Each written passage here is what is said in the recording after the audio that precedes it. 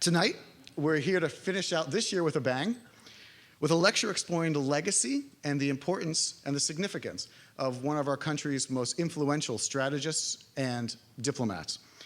Now, just so you know where I'm coming from, my assessment of John Quincy Adams, let me tell you just a brief story about my advisor. I had the great privilege of studying under Walter Lefebvre, one of the truly great diplomatic historians in American history. And whenever he was asked, and he was asked to do this a surprising number of times, but whenever he was asked to rank the secretaries of state in order of their prominence, in order of their success, in order of their genius, he would say, well, it's very simple. You have John Quincy Adams. Now we can begin discussing everyone else. So that is why I'm particularly excited that we have here tonight the person who is the preeminent historian of Adams. I cannot think of a better person in the country to tell us about him. Charlie Edel teaches strategy and history at the Naval War College in Rhode Island, where he focuses on American foreign policy and also grand strategy. Educated at Yale University, indeed an alum of the Yale Grand Strategy program, he has taught in Beijing. He has worked as a counterterrorism expert for the United States government, and he holds a commission in the United States Naval Reserves. And I just found this out. He has just been awarded a very, very prestigious Council on Foreign Relations fellowship. So if you don't know what that is, just join me in saying, ooh. So, okay. Now, he's also, as they say in Rhode Island, where he's temporarily from, wicked smart. In fact, I had the honor of sharing a panel with Charlie at the last Diplomatic History Conference on Americans' response to revolution, and had the uncomfortable experience of realizing, just as I was about to open my mouth, that whatever I was going to say was not going to be nearly as smart as what he had just said. So, it gives me great pleasure, therefore, to welcome, and please join me in welcoming, Professor Charlie Edel.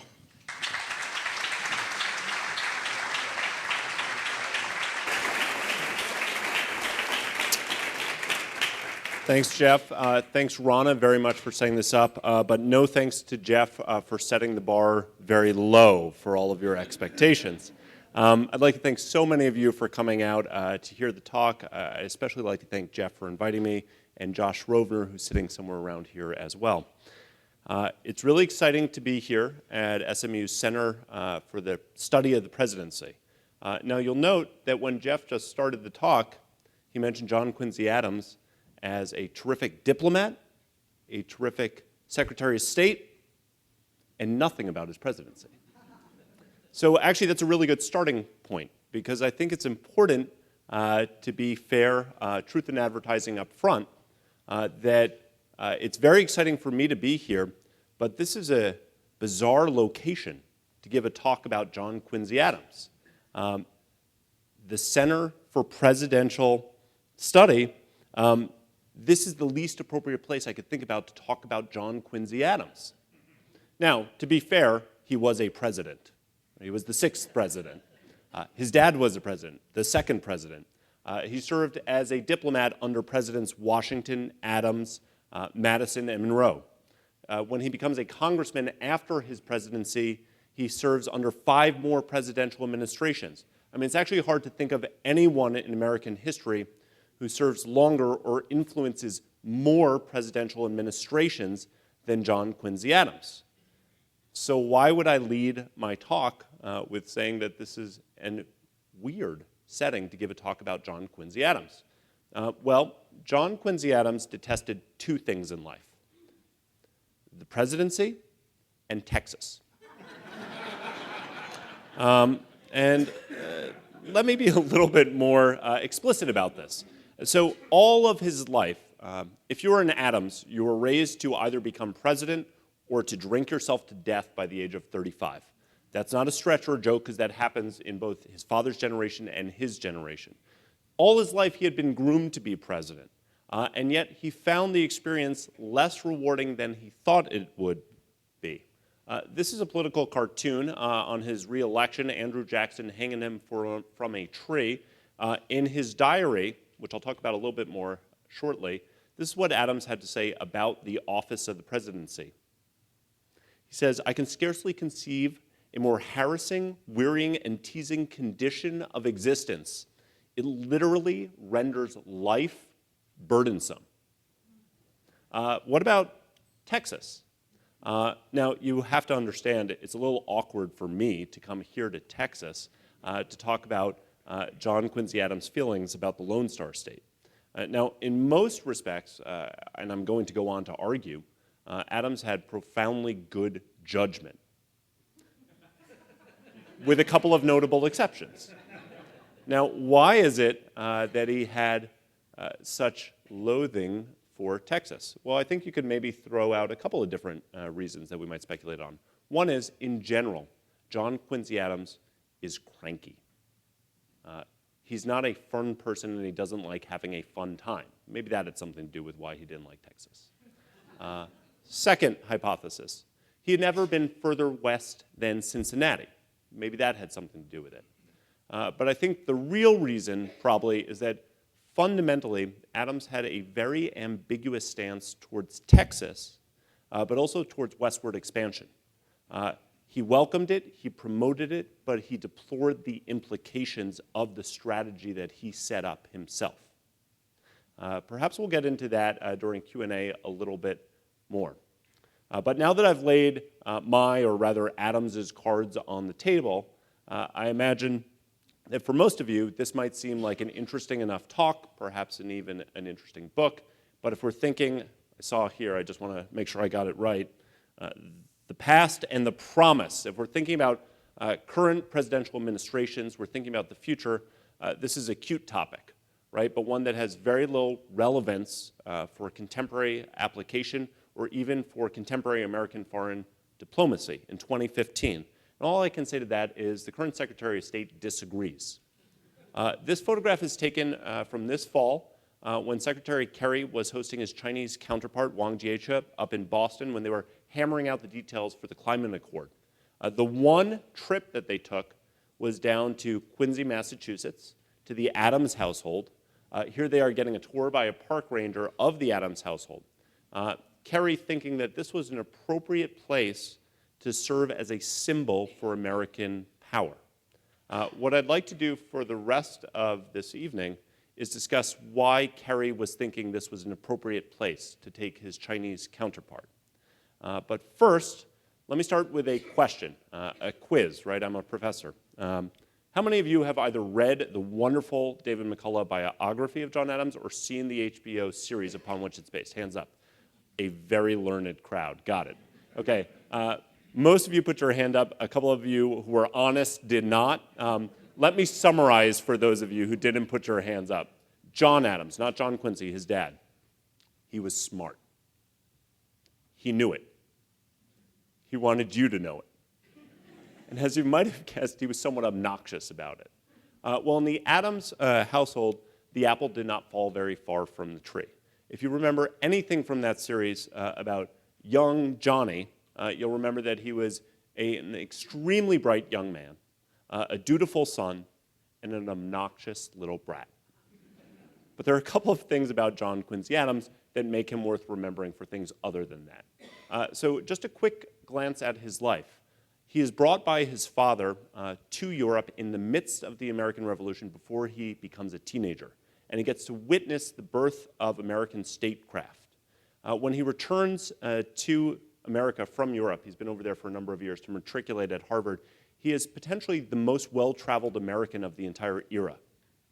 He's appointed as American ambassador, it's called American minister at the time, at the age of 27 to one of only 5 diplomatic posts abroad. And he goes on to have a rather distinguished career under Presidents Washington, his dad, and Madison. He's then recalled to become Secretary of State under President Monroe. He serves out that term of office for 8 full years. As Jeff already said, as Walter Lefebvre had said, generally acknowledged to be our single most successful Secretary of State, is generally given credit with extending U.S. borders to the Pacific for the first time. Now, these successes are followed by the low point of his entire career. He's elected President of the United States of America. And chuckles aside, I mean, I read you that quote already, he did see this as the low point of his entire career. He doesn't get a lot accomplished. But the vision that he sketches out for the presidency, really for the entire executive branch of the federal government, is the most progressive vision until perhaps FDR becomes president more than 100 years later. And if that's not enough for you in a lifetime, He then goes back into Congress after being president, serving as a Massachusetts congressman for the final 17 years of his life before literally dropping dead on the floor of Congress. As a young man, Adams not only lives with the two most famous parents in American history, John and Abigail Adams, he also spends time living with Thomas Jefferson and Benjamin Franklin. As an adult, he shares the national stage with Henry Clay, with John Calhoun. As an older statesman back in Congress, his final Congress, the one where he dies, that is Abraham Lincoln's first and only Congress before he comes back to Washington as president. They crisscross there. When he goes abroad, he meets the most famous people of the entire era, including, Austria's Prince Metternich, Tsar Alexander I of Russia, even Napoleon Bonaparte. When famous people come to America, they seek out his company. This includes Charles Dickens, Alexis de Tocqueville, the Marquis de Lafayette, and with good reason. Adams is the author of the Monroe Doctrine. Adams influences the writing of Washington's farewell address as a young diplomat. Adams even influences the Emancipation Proclamation, although of course that comes out after he has passed away. In fact, Adams' career is so broad-ranging that he is something of a Forrest Gump-like effect on early American history. With every major figure, with every major important event, Adams is either right there center stage or just off stage left. I want to give you some evidence for this. So the Battle of Bunker Hill in 1775, he's only 7.5 years old. Young Johnny climbs the hill behind his house with his mother and watches the musket fire and the cannons about 8 miles north with his mother. Jay's Treaty, the first major diplomatic treaty that the United States signs, well, it's the young 28-year-old John Quincy Adams who sails across the Atlantic with the draft of the treaty for Mr. Jay. The War of 1812, John Quincy Adams, he's now lost his hair. He's in the middle, but he's the lead negotiator that ends this war. The Monroe Doctrine I've already talked about, it actually is the Adams Doctrine. It's inserted into Monroe's final presidential State of the Union address, but it's authored by John Quincy Adams. We can go on. This should be reminding everyone here of 7th grade American history and what you have forgotten. The gag rule, in case you did forget it. Slavery is so volatile of a political issue that it is banned from discussion on the floor of Congress in general because it's such a volatile issue. But specifically, it's passed in order to gag John Quincy Adams because he keeps bringing up petitions against slavery from Massachusetts. Finally, the Amistad. Some of you probably saw that wonderful movie with Anthony Hopkins a number of years ago. I think he portrays Adams quite well. Well, if you remember, it's Adams who argues the case of the Amistad Africans in front of the U.S. Supreme Court and wins them their freedom. John Quincy Adams, he's really so broad. Think about the different roles that he plays over the course of his lifetime. He's a political essayist. He's a lawyer. He's a diplomat. He's a politician. He's a professor. He's a poet. He's a statesman. He's a lifelong proponent of science and technology. He's a pretty good amateur astronomer. He's a wine expert. He's even a lifelong terrific gardener and cultivator of horticulture in the White House and beyond. I hope you get the point of all this, right? He's deeply fascinating. He's very important to early American history. But there's another reason, I think, that make Adams critical not only for understanding early American history, but also for thinking about America's role in the world today. And that's because I argue that Adams is America's first grand strategist. And it's his grand strategy that implicitly shapes America's rise to first continental, then hemispheric, and ultimately global power. Now, a second ago, I said implicitly. That's the key word here. Because it's not as if John Quincy Adams ever sat down and wrote out his worldview and his grand strategy in prose.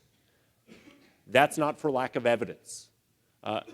As a historian, I have to say John Quincy Adams is a gold mine. He's a human word machine throughout his life. I've given you some examples. I don't know if you can catch all this. I mean, think of this. He's a politician, and he gives hundreds of public addresses. When he's a congressman, he's speaking on the floor of Congress. He gives one speech that lasts for 3 weeks straight. But look at some of these others. He writes about the Bible and how it should be best interpreted. If you can see up there, he writes about Shakespeare and how it should best be acted. He writes about a political history of the parties in America. He starts but never completes a biography of his father. My favorite one that I found in my research is this, a 266 stanza, four-canto poem about Henry II's 12th century conquest of Ireland.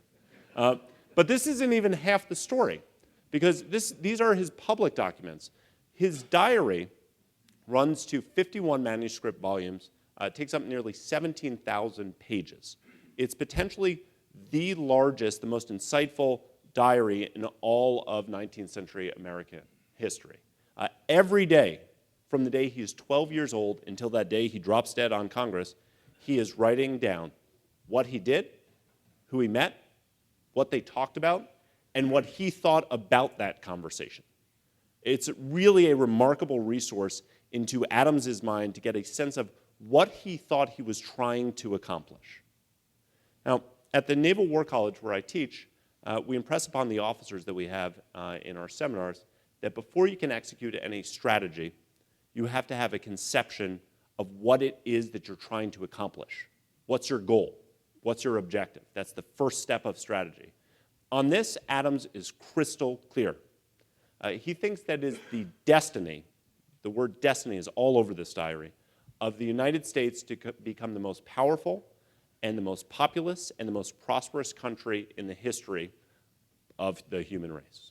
He also thinks it's the destiny of the American Revolution as embodied in the principles of the Declaration of Independence to become the first ideology that's a global ideology.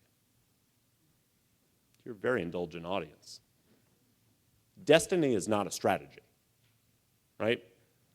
You can say destiny as oftentimes as you want, but that doesn't tell you how you're going to achieve it, right? Having a conception of what you want to achieve is only half the battle.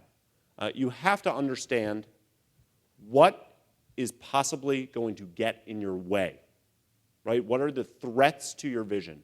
And only then can you balance off your vision, understand what the threats are, and try to come up with a strategy that will allow you to achieve those aims. So back to 7th grade history. You might remember some of these paintings from your textbooks, right?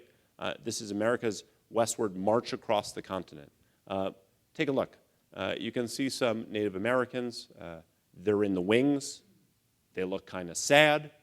But these are paintings not from a Native point of view, right? These are from a westward expansionist point of view, and they're decidedly optimistic paintings, right? If you take a look at these, all America simply had to do was march west across the continent, and it was ours for the taking. Now, to be sure, America had several reasons to be moderately optimistic about its future as a young republic. There was an ocean separating us from Europe. We had a large and rapidly growing commercial population, and then we had a government specifically designed to safeguard individual liberties. But those are all aspirational at the founding, right? Believing in a Republican government, and this is his objective again, to strengthen fundamentally the republic and the idea of republicanism does not make it such. Believing in a republic that can influence the world does not make it such. This is the cover of my book. I see that the windows are not down, so squint if you can and look at the map that was very deliberately chosen in the background.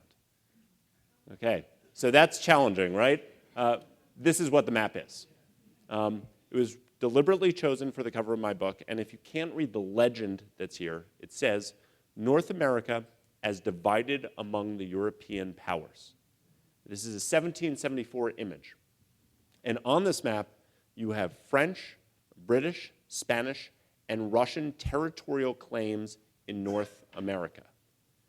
This is a much more accurate depiction of how the founding generation looked at their strategic environment, right? The founders, when they thought about the strategic environment in which they lived, it did not look like this, right? It looked much more like either this, here's a later image of William Pitt and Napoleon carving up the world, or like this. I like this image a lot. It's the European behemoth coming to attack America. Right? These are the external threats that are going to fundamentally threaten the young republic. Right? Monarchies in Europe that are hostile to the republic and have territorial claims and designs in North America. But those are only some of the threats that a young America faced. Right? These are the external threats. Internally, the republic faced the threat of both slavery and partisan politics. Now, at the founding, neither of these were a particularly acute threat, but over time, they increasingly grew to threaten the republic and the idea of republicanism. Now, external and internal, I would add one more threat that Adams identified. This is something of a psychological threat, I think Adams would say. That is, Americans want to sprint before they know how to crawl. Otherwise known as, Americans got so excited about the idea of republics anytime there was a revolution anywhere around the world where someone ran up a flag that said, "We are Republicans," that Americans, Adams thought, wanted to divert their own resources to aiding those foreign revolutions before they had grown their own at home.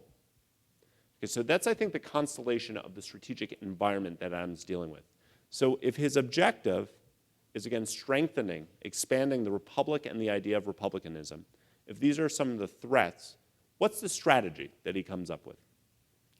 I argue that it's basically three things that you want to think about here. Physical security, national development, and morality. Let me take each one of these in turn.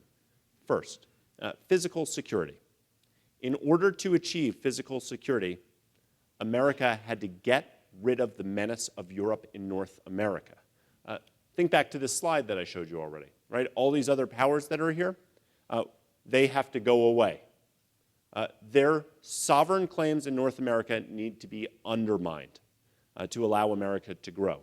Now, much of this, Adams thinks, is going to happen pretty naturally, right? There's an ocean separating them. Americans are expanding. And as the course of history goes, we'll expand and they'll recede.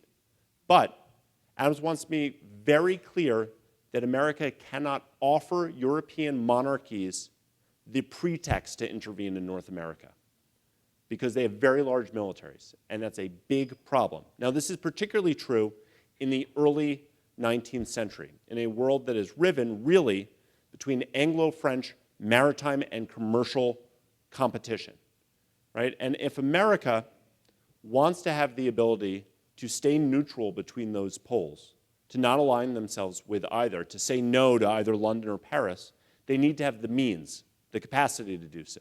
And that specifically means having a navy. Adams advocates for a navy from very early on, straight through his presidency and through the rest of his life.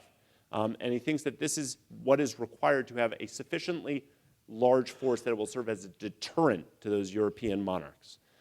But Adams has a problem, or I should say rather, America has a problem. In order to build up your shipbuilding program, you need money. And in order to have money, you have to tax yourselves. And Americans enjoy taxing themselves about as much then as we do now. And so Adams worries constantly that absenting an existential threat, Americans will not tax themselves at a large enough rate to build up a credible deterrent force. Now, building up a deterrent force, that's not the goal, right? That's just a means to that end. This is the goal. I love this image. It's an 1832 image of the American eagle spreading his wings and his talons across the continent. It looks more like the American pigeon spreading his wings, but you get the point, right? This is manifest destiny early. And this can be seen particularly during Adams's time as Secretary of State, where he works to push out the British, Spanish, Russian claims, or to undermine them substantially. And he does this rather subtly by combining both diplomacy and force. So if you're looking at the northern border and you're thinking of Great Britain, who emerges from the Napoleonic Wars as the most powerful country in the world, well, in Winston Churchill's words, you're going to jaw before your war. And so the first 2 years of his term as Secretary of State, there are two major diplomatic accords signed with Great Britain. But if you look at Spain, and by the way, Florida is still Spanish at this point, and a significantly weakened Spanish government, Well, maybe the threat of force, maybe the actual use of force will work there.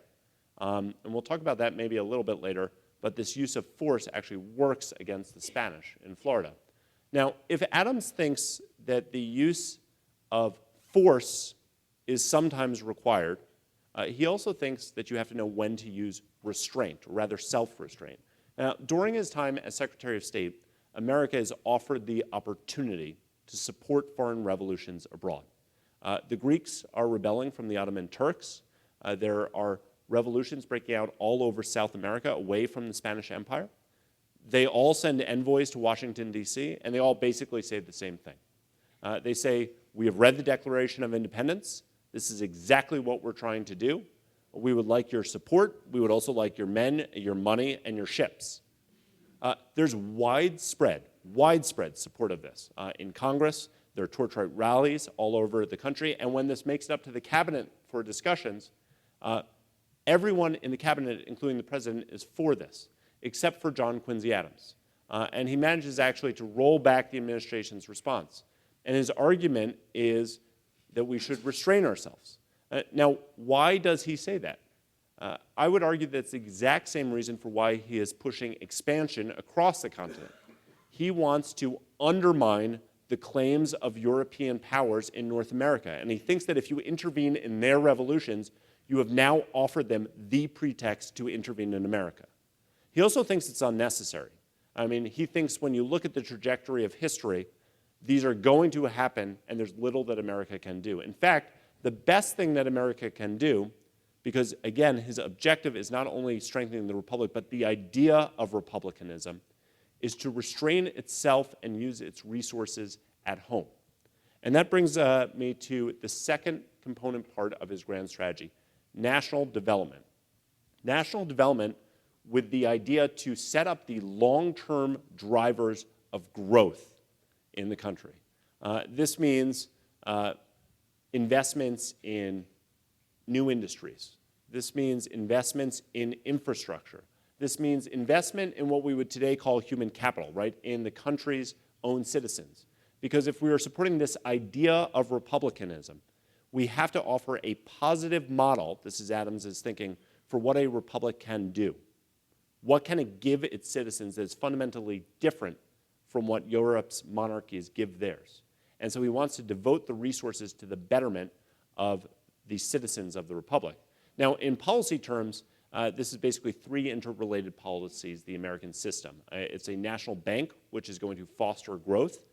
This is federal funding for infrastructure projects, canals and highways that will allow new markets for agriculture to develop. And this is a tariff that will protect American industries that are in their infancy. This is a very broad project, but it's Adams, so he never leaves good enough alone. Now, his argument for this, right, is that a strong domestic economy is the flip side of a strong foreign policy, right? If the country is united and richer at home, it has more ability to project power abroad. But again, it's not simply an economic argument that he's making. He's making an argument for improvement of the country. And in fact, he casts this in terms of improvement of the citizens of the country in moral, religious, cultural terms. In fact, on his first annual address to Congress, the key word that he uses is improvement. He mentions the word 27 different times. It goes down to defeat almost immediately. But I did want to point out that, again, it's a very broad vision for the federal government.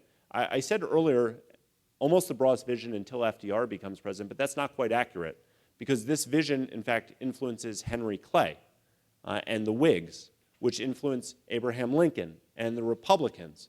So this idea of national development, a coordinated development of the political economy of the country, takes place under Lincoln when all the small government people leave because they secede. Third, morality. Now, from the beginning, Americans have thought of their country as an idea and an ideology as much as it is a geographical place, right? And Americans have always thought that this is a universally applicable idea. But if it's going to be universally applicable, it has to both be morally compelling and logically persuasive, which means bringing the promise of America in line with its practice, which means quite obviously taking on the issue of slavery. Now, slavery is such a vexing issue in the early Republican period because it is fundamentally part of the country. It is part of the federal Constitution. It is so fundamentally at odds with the country's own aspirations for itself. The contradiction between the Declaration of Independence's call for equality for all mankind to the 3/5 clause within the Constitution is the contradiction right at the heart of the country. Adams makes public calls as early as 1804 that getting rid of slavery will fundamentally strengthen the country, but he also says you can't do it too soon. Because if you do it too soon, the country will be ripped apart. Now, when he does make the argument for when it is time to take on slavery, he does so for three reasons, I think. First, he thinks that the country has grown strong enough internally that it doesn't have to worry about those outside powers ripping it apart if it takes on its own domestic problems. Second, if the country does not take on this issue of slavery, it cannot be a progressive vision for the rest of the world. And third, if it does not take on this issue, it is fundamentally betraying the mission of the country in the first place. So when he goes on to advocate for the abolition of slavery, particularly during his congressional career, he makes two very large arguments which set up the Civil War. That's misstated, that's overstated. That's set up where Lincoln comes down as a strategist during the Civil War.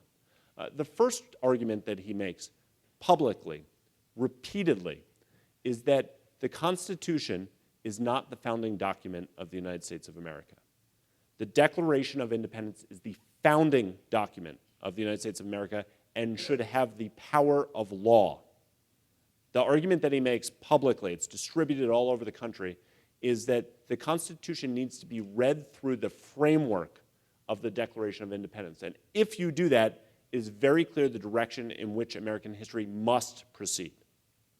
The second argument that he makes is that only federal power can accomplish this, and that the states must be subordinated to the federal entity for this. This is obviously not resolved during his lifetime. It takes a civil war to resolve this issue. But this moral component, I think, is the third element of his grand strategy before America can become a great power that influences the rest of the world. Well, these three different elements, physical security, national development, and morality, I think are linked. I think they're prioritized on Adams' part, and I think that they're sequenced. And I think they go a long way to explaining not only the different stages of Adams' own career, but the evolving strategy of the United States, and even the link between the founders and Lincoln. But, and this is the million-dollar question for a historian, so what? Right? When Adams is Secretary of State, when Adams is president in Washington, D.C., his morning ritual is to mosey on down to the Potomac, take off all his clothes, and go for a nice swim in the Potomac, wearing nothing but his birthday suit. You look horrified. Actually, I lied. He wears a pair of green goggles as well. He also makes the argument that these revolutions that are happening around the world, and remember, America is a small republic on the edge of the world, America can afford to stay neutral and not have a position on any of these. Now, I bring up these 2 points because I imagine that it will be hard for the President of the United States today to take up either of these 2 propositions. But I still think there are some lessons from Adams's career, from his grand strategy, that are as applicable today as they were in the 1820s, 1830s, and 1840s. So follow me, if you will, as I paint with a rather broad brushstroke, and maybe we can talk about them more during Q&A. The first is being conscious of the limits of American power as of the extent of American power. Adams thinks that if you define American power as limitless, you are paradoxically undercutting American power. Now, don't mistake that. Adams is never shy about promoting American values, nor is he ever shy about using force, military force, where he thinks it's called for. But he works throughout his lifetime to scale back what he thinks are overly broad commitments that the United States might take up. The second, the source of power, and when I say power, I think I mean military, economic, and even moral power for America is domestic. And so as, or perhaps even before America projects its own power abroad, it needs to pay attention to each three of those constituent elements of power. Third, regarding autocratic and tyrannical regimes, Adams advocated change, but not upheaval. Right? He was constantly conscious that upheaval carried every bit as much peril as it did opportunity. And so we thought that the best type of change, whether or not America could actually affect this, was slow and organic from within societies as opposed from revolutionary and sudden. Fourth, and finally, sequencing. This is what I call you cannot have everything you want at once principle.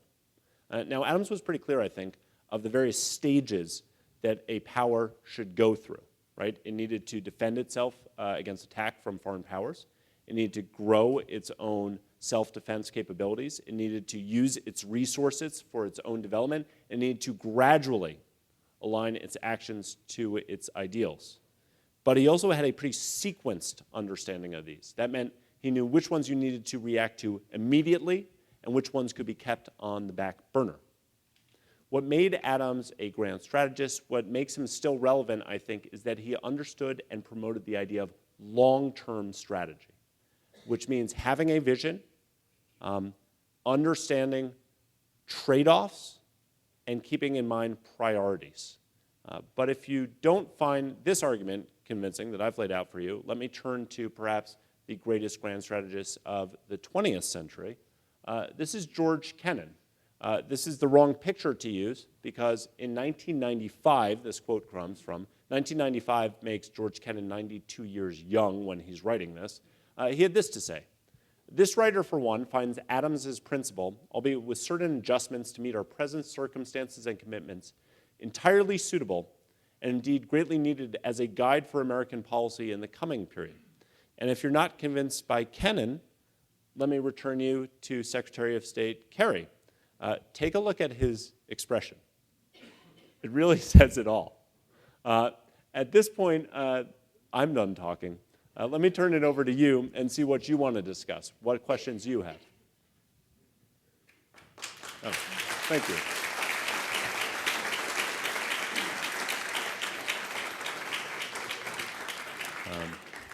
If I could ask you to wait for the microphone so that we can all hear your question, I would appreciate it. Start here. Charlie, it looks like, according to your dust jacket, this is your first book. Correct. So out of all the people you could have profiled in a biography or subjects in American history, what was it about John Quincy Adams that motivated you to devote your first book to him? Well, that's easy. John Adams was taken by David McCullough. No, when, the answer is a little bit longer than that. When I was working at the Council on Foreign Relations, the boss who I was working for always stressed framing, thinking about understanding contemporary policy choice in terms of historical evolution.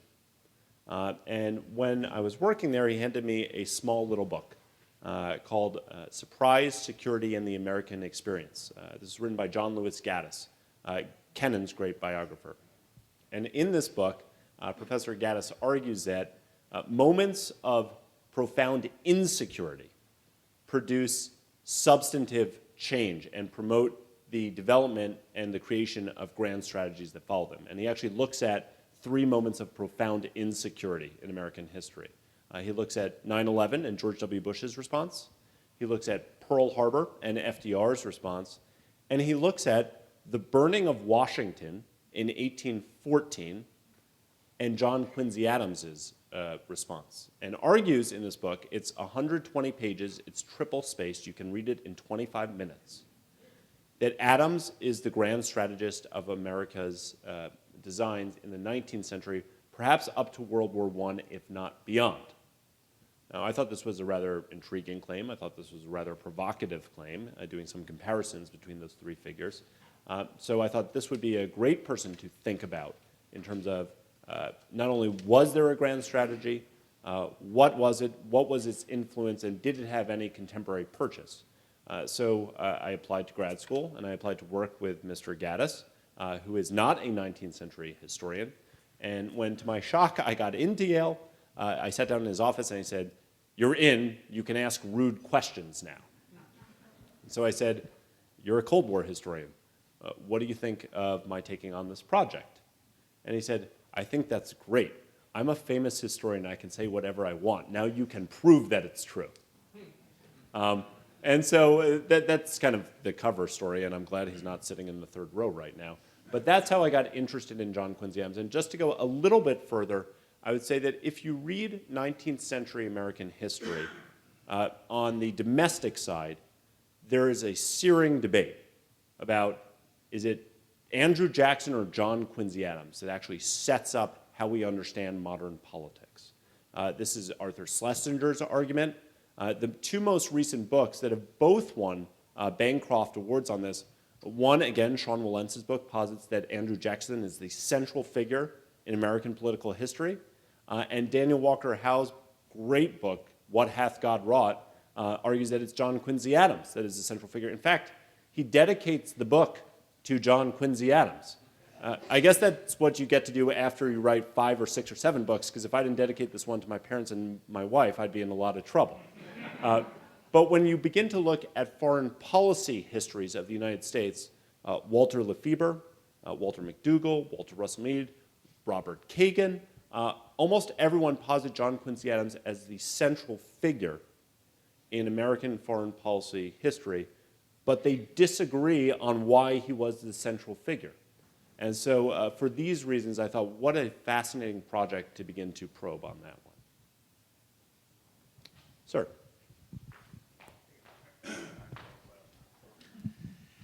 In talking about he was Secretary of State and all these administrations, but he got ostracized, I guess, by Jefferson. I didn't hear Jefferson's name in your list of presidents that he worked for. Correct, you didn't. So if you've seen the series, if you've read the book, you know that John Adams and Thomas Jefferson have this beautiful collaboration, right, for the Declaration of Independence. Actually goes further because during the American Revolution, at the conclusion of the American Revolution, after the American Revolution, they're the two most prominent Americans abroad, and they're working hand in glove together. This is where I said young John Quincy Adams in Paris spends as much time at Thomas Jefferson's home as he does at his own house. But they have a rather large falling out, right, in the election of 1800. And in fact, Jefferson is the man who turns Adams out of office. The Adamses are the only one-term presidents, right, until after the Adamses. Everyone else is a two-termer. And John Quincy's relationship with Thomas Jefferson is fascinating because he comes home before Jefferson can recall him, because obviously he's an acolyte of his own father's, but he goes into politics. And he is so I mentioned this earlier, that Adams is a pain, a big pain, and he's cranky.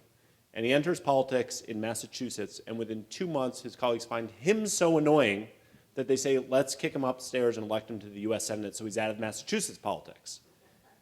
He goes down to Washington, D.C., and he shows up one day after the vote for the Louisiana Purchase, right, about whether or not the United States can actually do this, whether or not it's extra-constitutional. Of course, Jefferson is president at the time.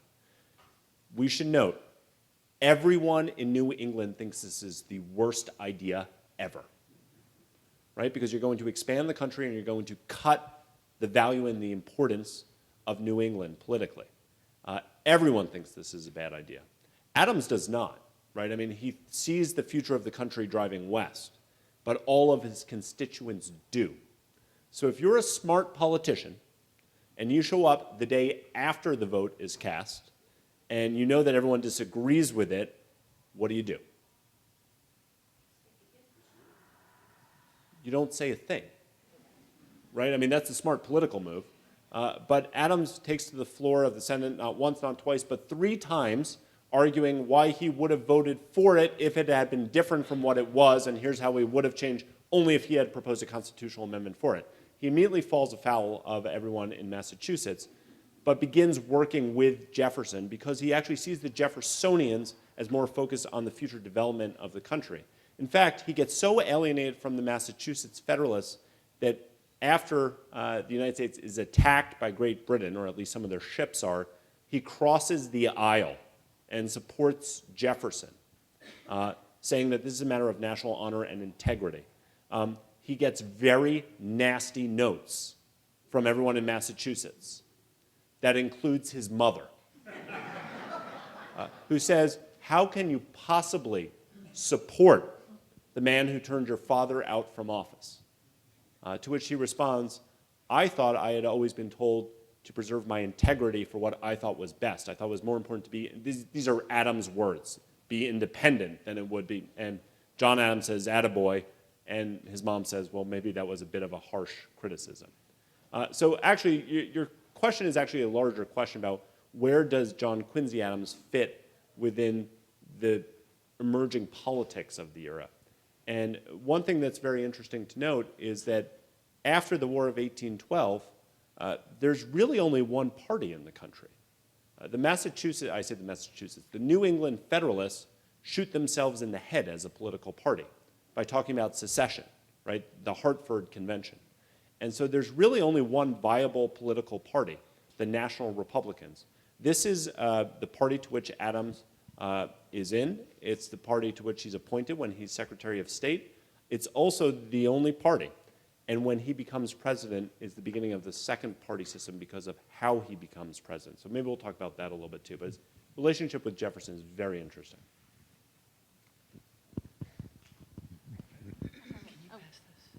Really, I'm sure I can be heard. How much flack, if any, did he get politically for having a British-born wife, especially during the War of 1812 and all of these conflicts with Great Britain and other European nations? Well, I wish we had your former speaker on, Louisa Catherine, here to answer that question. And the answer is some. I mean, I don't have the image, I'm not going to flip all the way back, but whenever you hear anyone say, if we can only go back to a kinder and gentler time in American politics, they clearly don't know anything about 19th century American politics. I showed you the image of Andrew Jackson hanging John Quincy. In the 1828 election, there are broadsides circulated that Andrew Jackson is a murderer. Look, he shot 8 people, which, by the way, is true. And that John Quincy Adams, if you'll excuse me here for getting in the gutter, when he was in Russia as a diplomat, pimped for Tsar Alexander I. That is not true.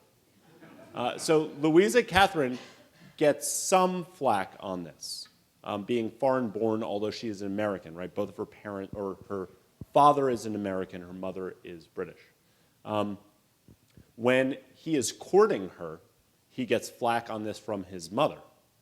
In fact, Abigail's a force of nature, always. And I should say that John Quincy has 2 interests. Relationships is too strong before he goes abroad as a diplomat.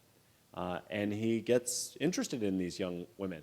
And when word of this leaks back to Abigail, she writes to him immediately and says, you don't have a profession. You're on the dole from your parents.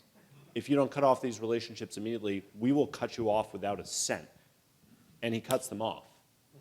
When he gets posted abroad, the first thing that he does when there's an Atlantic Ocean separating mom and him, and when I say first thing, I mean in the first 5 days, he shows up at the Johnson's home, who have 5 daughters.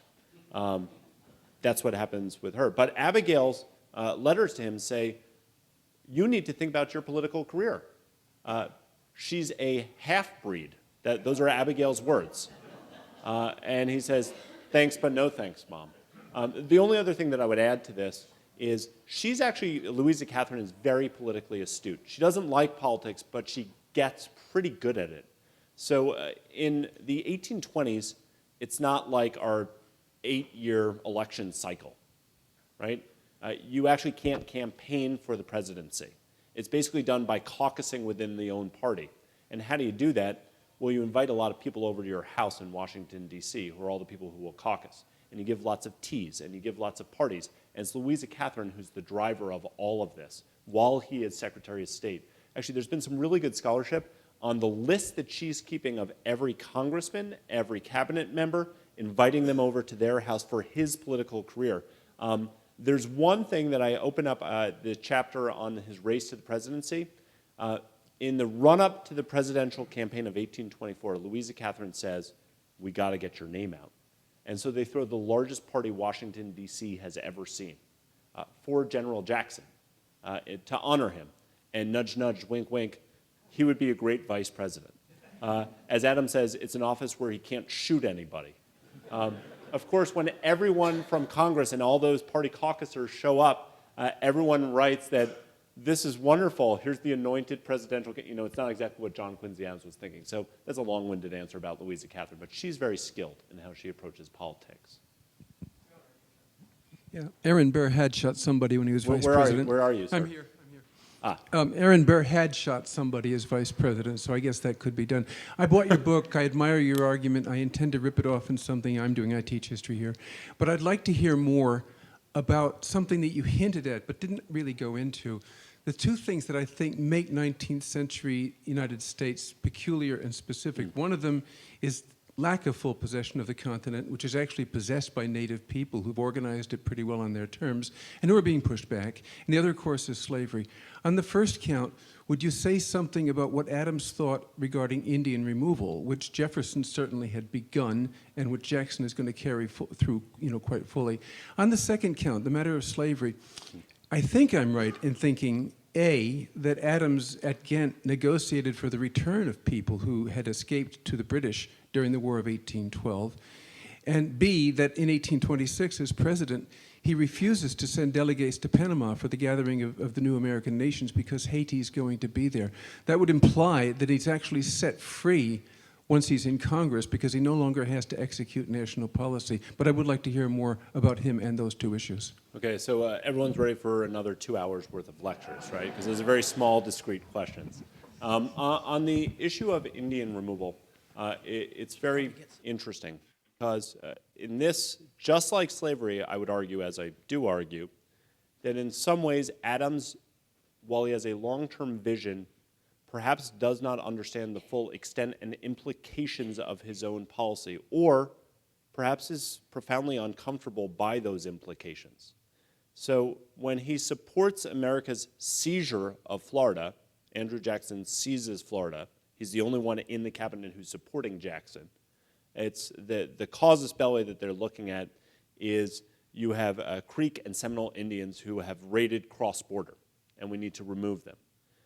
What happens when Adams is president becomes really interesting and tragic. I mean, it's the tragic story of the native people of this country. In Georgia, the governor of Georgia, it's a very convoluted tale, but basically is seizing all the land in Georgia against and countervening treaties that the federal government has signed with the Creeks in Georgia. When this comes back and the federal government has already signed this treaty, Adams, of course, begins to make statements that we are going to back up this treaty that we signed. And the second treaty that came in from the governor of Georgia, it's signed with his cousin, who maybe is a Creek, maybe not. I mean, there's a lot of funny business going on. At this point, the governor of Georgia begins talking very loudly and very publicly about resisting violently the federal government. If you send federal troops out here, they will be met with our militia. There will be a bloodbath. I mean, this is language that doesn't really begin appearing again until the 1850s. In fact, I should say that in his private writings, Andrew Jackson even concurs with John Quincy Adams. They disagree about everything during his presidency except for this. But he says, Andrew Jackson says, I would have marched them out with me at the head of the army. Adams does not make that claim and does not think that the country can stand the risk of what would happen if you took the federal troops out into Georgia at this point. Does that actually bring a civil war in 1825, and what does that mean? And so Adams struggles with this, as do most moral statesmen, that the implications of perhaps the policies that he himself sets up are tragic, and he doesn't know what can be done about it. And he has long writings about this in his diary. The slavery issue is fascinating because it's so complex.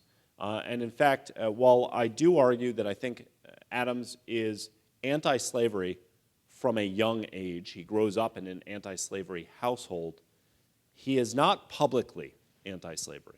I think you are half right in what you have said.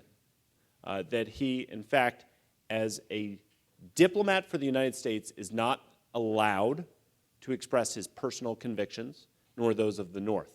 So when he is negotiating with Great Britain at the end of the War of 1812, he is negotiating for the reparations of slaves that were carried off by them during that war. In fact, when he becomes president, he says that he is going to be a legacy president. It's a very controversial election. He does not win the popular vote. And so he says, before he makes that sweeping speech that I talked about, his inaugural address is, I'm a legacy president. Everything that Monroe did, I'm just going to do it again. And that means a strict construction of the federal Constitution, nudge, nudge, wink, wink. We're not going to have a powerful federal government because that might threaten the institution of slavery. But then he changes. And the Panama Congress is fascinating because, in fact, he advocates. Simón Bolívar has stood up a hemispheric response, he thinks, to what's happening in Europe amongst republics. And amongst other things, it's probably going to be anti-slavery. And they invite the United States to come along to it. And Adams, as president, this is his big foreign policy initiative, along with Henry Clay, who is his Secretary of State, want to send delegates to it. And they are hammered in Congress for a number of reasons, not many of which have to do with actually whether or not this is the right policy. Actually, they do end up sending 2 delegates, but they're delayed by the congressional debate so much that they get there after the Congress has actually fallen apart. One, and another delegate dies on the way to the event itself. But I do think where he begins to stand on slavery, I do think it's principled, but it's also opportunistic. He is liberated when he's a congressman because he's not running for president again. And he doesn't have to advocate for the entire nation's laws, which include slavery. So over his congressional career, you see him increasingly vociferous in his anti-slavery appeals. He doesn't start that way, but he gets more so as his career moves on. Not 2 hours, a little shorter. My question, it's interesting that you talked about the Declaration of Independence was the governing document instead of the Constitution. States' rights versus federal situation. I can't formulate the question. I'm just kind of interested that I. That's all right. I can form the question Thank for you. Thank you. There's a question in there if you can help with it. Thank you. So see chapter 4 of the book. I guess this is Jeopardy. That's just the answer. No, it's really interesting that one of the things when it actually goes back to this last question, that when he is thinking about slavery, he's not quite sure how he will take it on. I talked about the diary, what an amazing resource that is. The single biggest issue when he is Secretary of State, his most successful role, is not continental expansion. The single issue that sets him off the greatest is the Missouri debates of 1819, 1820, which is, of course, when the issue of slavery comes up. It's debated in the cabinet whether or not the president should have an opinion on limiting the growth of slavery to future territories. Written opinions are solicited. Everyone says the government should have no opinion except John Quincy Adams. He loses that debate. He's the only Northerner in the cabinet. And I think in my reading of the diary, I've not read all 17,000 pages, truth. I've read many thousand pages. I've never seen as long and as anguished passages as on the nights of those cabinet meetings. They're almost a verbatim transcript. but also then his thoughts. And they begin to run to 5 to 10 to 15 pages.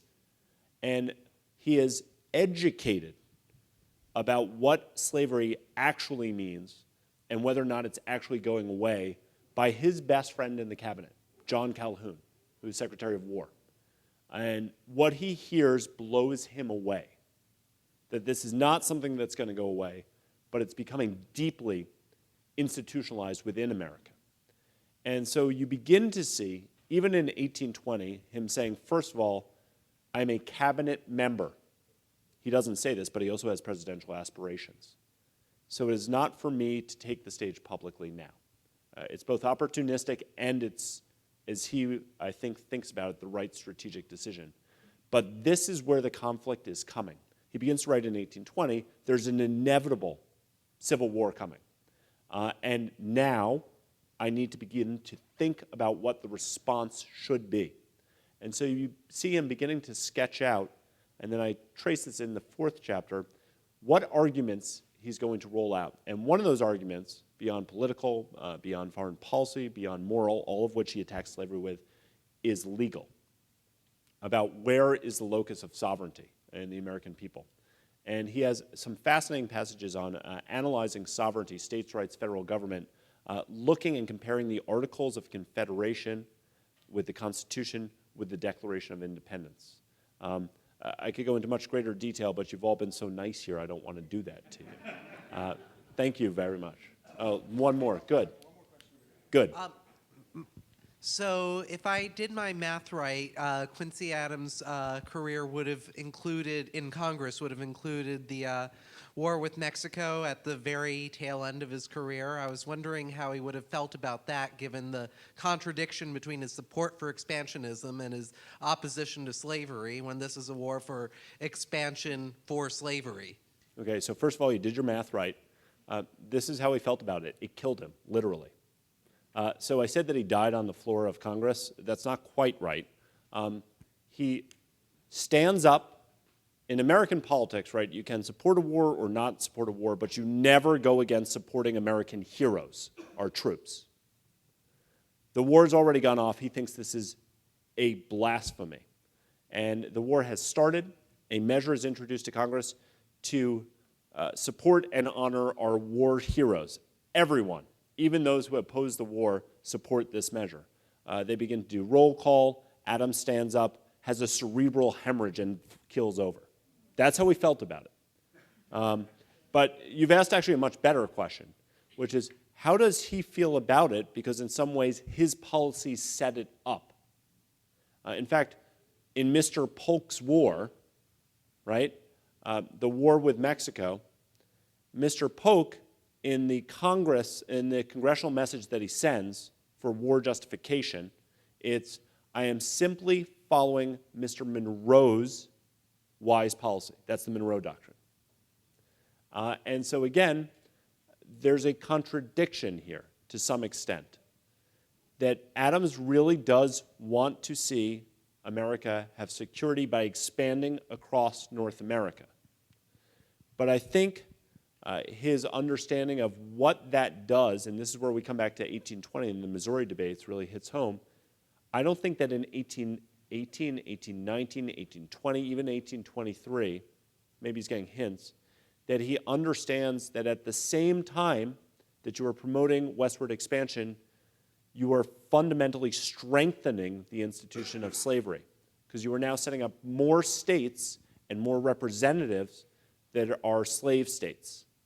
So in a sense, this is a tragic choice, right? Maybe that's only in retrospect, but if you can either have westward expansion or you can attack slavery, but you can't have both at the same time, which is it more important to have when? He makes the bet that it's westward expansion first, but he begins to question, and I think this is in fact why he becomes so stridently anti-slavery when he's a congressman, because the sequencing, the priorities have changed for what's most important for the country. It's a very good question. Well, I'm going to take the prerogative of the last question. Okay. And that is, let me cede to you your interpretation of the 18th and 19th century. Let me talk to you about the 20th, and ideally about the 21st. Because one of the things that I would take away from your brilliant talk is the importance of restraint on Adams' part, but also a recognition on Adams' part that one might use force at the appropriate time. But overall, the stream of history is moving in our direction, so we should be restrained because things will move in our direction. The less we do, the better. That's a very easy policy to advocate when you're basically a weak power. What does a Secretary of State Adams do in 1953? What does he do, even better, in 1993? What does he do when the United States is not merely an aspirational hegemon, but perhaps an actual hegemon? Do you think that he would, it's a purely speculation, but what evidence do we have that he would have actually been able to restrain himself to follow his own policy of restraint? It's a great question, but this is the answer that you're going to get is not a John Quincy Adams answer. It's a Charles Edel answer because it's my interpretation and really just my own thinking about this. On the one hand, on restraint, Adams sees that there's a contradiction, right? Because America, he actually thinks that American domestic politics are fundamentally restrained, even if they're not polite or restrained in the practice, right? I mean, we have a balanced government. We have checks and balances. We restrain ourselves, right? This is why we are not a monarchy. But in foreign policy, we do not have restraint in North America, right? That's what he's advocating for. In fact, the reason why you have the pigeon of the United States is he wants there to be no restraint on the North American continent.